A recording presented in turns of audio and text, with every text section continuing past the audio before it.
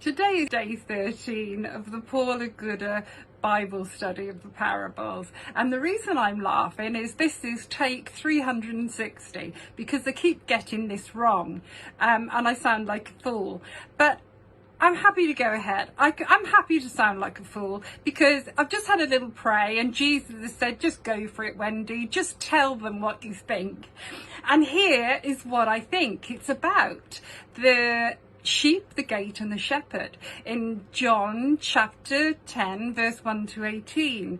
And this story is the one that's probably one of the most popular, so I'm really lucky today to get this one, and it's certainly one that I remember way back from my childhood, which is I'd really like to go back to that time, to take us all back in time to when we were children, because when I first found Christ like 10 years ago, I went to my first Bible study group and they told me that they were talking about the parables, and I sat there silently thinking, parables,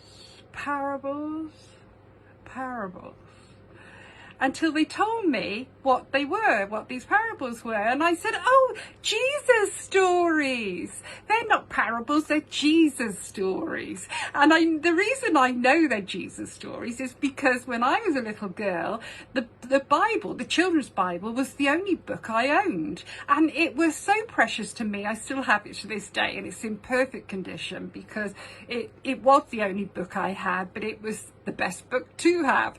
And I remember poring over all these stories, all these so-called parables, all these Jesus stories, and just lapping them up and just loving them.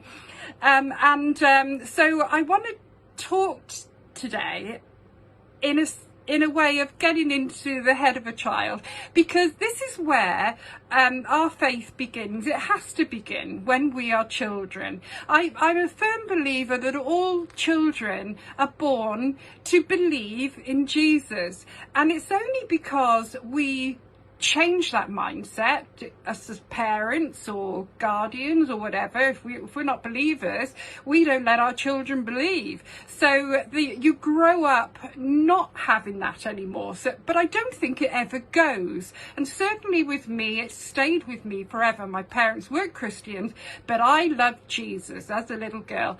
As I got older, I got more jaded and I walked away.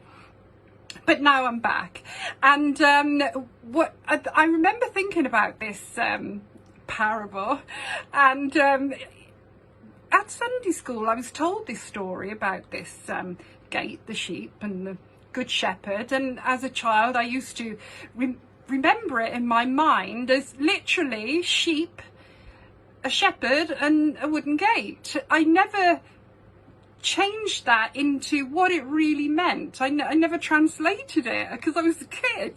So I went through life thinking about all these little stories and loving them.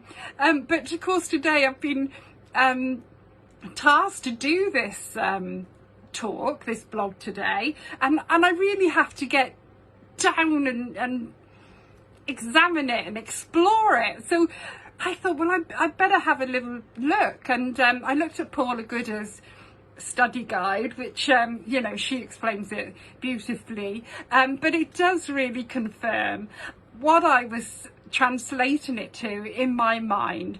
And to keep it very simple, it is Jesus is the shepherd, Jesus is also the gate, and the sheep are us.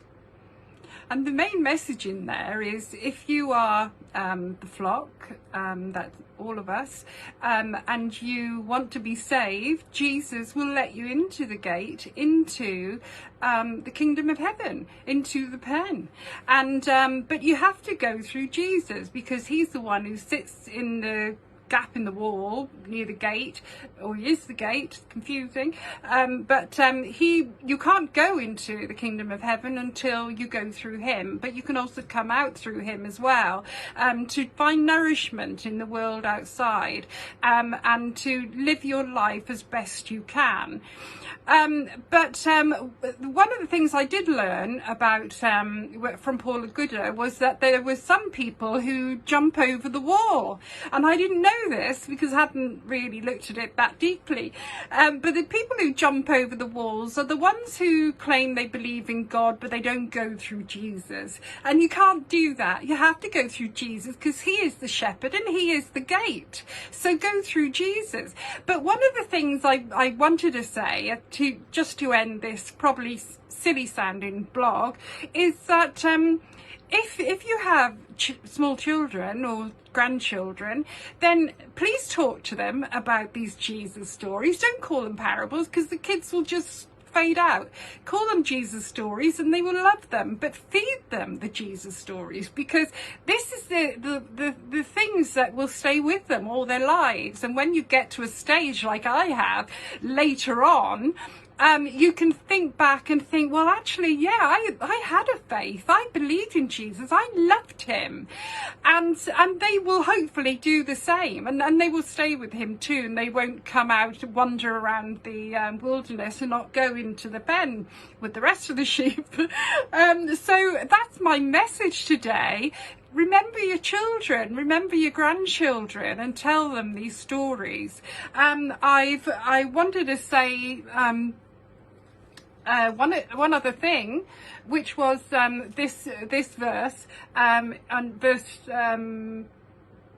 16. And Jesus said, I have other sheep that are not of this sheep pen. I must bring them also. They too will listen to my voice, and there shall be one flock and one shepherd. And that resonates with me, because I was someone who wasn't part of his flock, but he's been calling me into that pen all my life, and I wouldn't listen to him, and there's millions just like me. So the message is, for anyone who doesn't believe in Jesus, just go find the shepherd, go find the gate, and enter that pen and find the kingdom of heaven, and then you will be saved. Thank you for listening.